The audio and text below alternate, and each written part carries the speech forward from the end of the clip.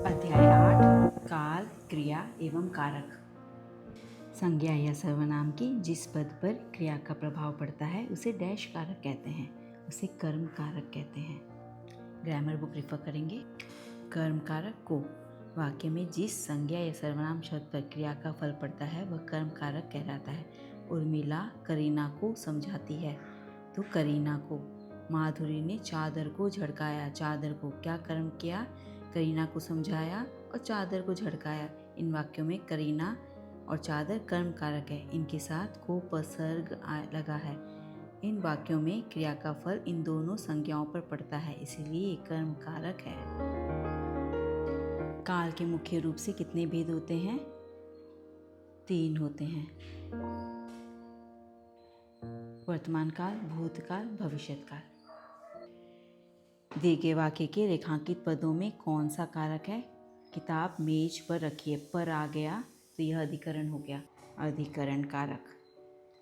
इन सबकी detail worksheet मैंने Pinterest में अपलोड कर रखी है, मैं उसका लिंक डिस्क्रिप्शन में शेयर कर लूँगी, आप उसे एक बार रेफर कर लीजिए। अरे भैया क्यों रो रहे हो, यह हो गया संबोधन कारक।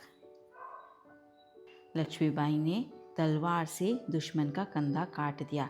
अभी उसने किसकी मदद से? तलवार की मदद से दुश्मन का कंधा काट दिया, तो यह हो गया आपका करण कारक। करण कारक में भी से आता है, अपादान कारक में भी से आता है। इसकी डिटेल्ड वर्कशीट मैंने अपलोड कर रखी है, लिंक शेयर करूँगी, आप कर लेना। क्रिया के जिस रूप से उसके हो चुके होने का पता चले वह किस काल की क्रिया होती है। देखिए, जो काम हो चुका है उसे कहते हैं हम भूतकाल, इसे कहते हैं है, इसे कहते हैं था, थी, इसे कहते हैं का, गी, गे, और यह कोई काल नहीं होता है। तो थी हमारा काम हो चुका है, इसके लिए हम भूतकाल कहते हैं। क्रिया के जिस रूप से उसके भविष्य में होने का पता चले वह किस काल की क्रिया होती है? वह भविष्यत काल होती है। भविष्यत काल का पता चले तो भविष्यत काल होती है। दिए गए वाक्य में कौन सा काल है? शाम हुई तो माँ ने खाना बनाया, माँ ने खाना बना दिया है, तो यह हो गया हमारा सामान्य भूतकाल। यह आपको कन्फ्यूजन करने के लिए दिया है, सामान्य भूतकाल है यह।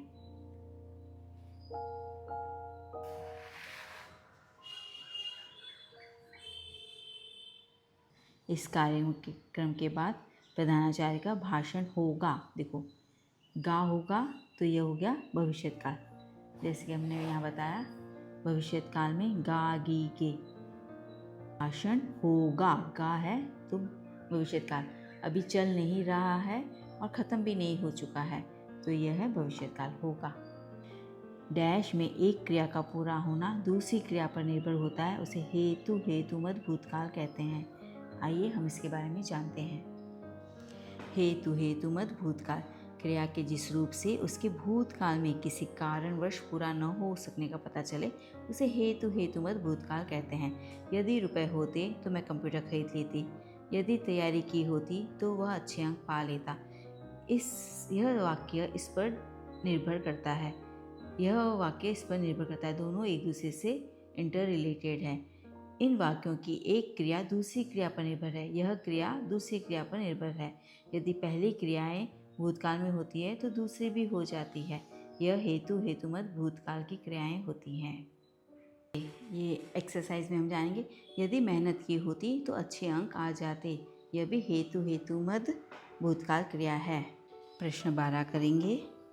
सीता सब्जी पका रही है, वह एक ही काम कर रही है, वह 2 काम नहीं कर रही, सिर्फ सब्जी पका रही है, एक कर्मक क्रिया है। के 2 भेद होते हैं, सकर्मक क्रिया, अकर्मक क्रिया। सकर्मक क्रिया के 2 भेद होते हैं। देखिए, एकर्मक क्रिया और द्विकर्मक क्रिया। एकर्मक क्रिया में क्या होता है?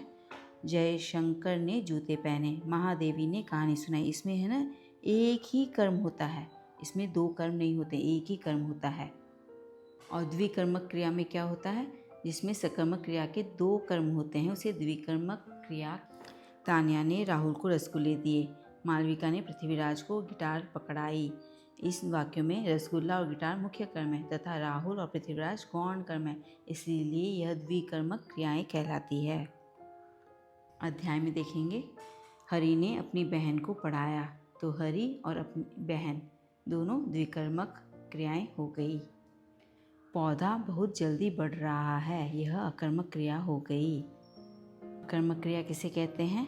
जिस वाक्य की क्रिया को कर्म की आवश्यकता नहीं होती है उसे अकर्मक क्रिया कहते हैं। अकर्मक क्रिया का फल कर्ता पर पड़ता है, इस क्रिया का कोई कर्म नहीं होता है। जैसे गुड़िया रोने लगी, तो कौन इसका, देखिए डायरेक्टली इस पर पड़ रहा है, क्रिया का कर्म की आवश्यकता नहीं होती है। देखिए क्रिया का फल कर्ता पर पड़ता है, कौन, कर्ता ये है, और डायरेक्टली ये रो रही है। कुत्ता तेज भागता है तो कुत्ता पे आ रहा है। कल्याण उठ गया, जहीर हंसता है। तो इन वाक्यों में क्रियाएं रोने लगी, उठ गया, भागता है और हंसता है अकर्मक क्रियाएं हैं। ऊपर लिखे वाक्य बिना कर्म के भी पूर्ण हैं। यह कर्मक इसलिए हुआ क्योंकि बहुत जल्दी बढ़ रहा है, इसका कर्ता पर असर पड़ रहा है। क्रिया के मूल रूप को डैश कहा जाता है, धातु कहा जाता है। क्रिया का मूल रूप धातु कहलाता है। इनके साथ कुछ जोड़कर क्रिया के सामान्य रूप बनते हैं। जैसे धातु रूप ये हो गया, सामान्य रूप लिखना, चलना, पढ़ना। फिर लिखता, चलता, पढ़ता, ऐसे भी होता है। धातु रूप मेन रूप ये है, उसमें हम चेंजेस कर सकते हैं। 15 करेंगे। कर्म के आधार पर क्रिया के डैश भेद होते हैं। 2 भेद होते हैं, सकर्मक क्रिया, अकर्मक क्रिया। सकर्मक क्रिया, अकर्मक क्रिया। आज के 15 प्रश्न हमने कर लिए हैं। बाकी प्रश्नों का वीडियो हम पार्ट 2 बनाएंगे। और पेज को सब्सक्राइब कर लीजिए, अपने फ्रेंड्स से भी शेयर कर लीजिए। धन्यवाद।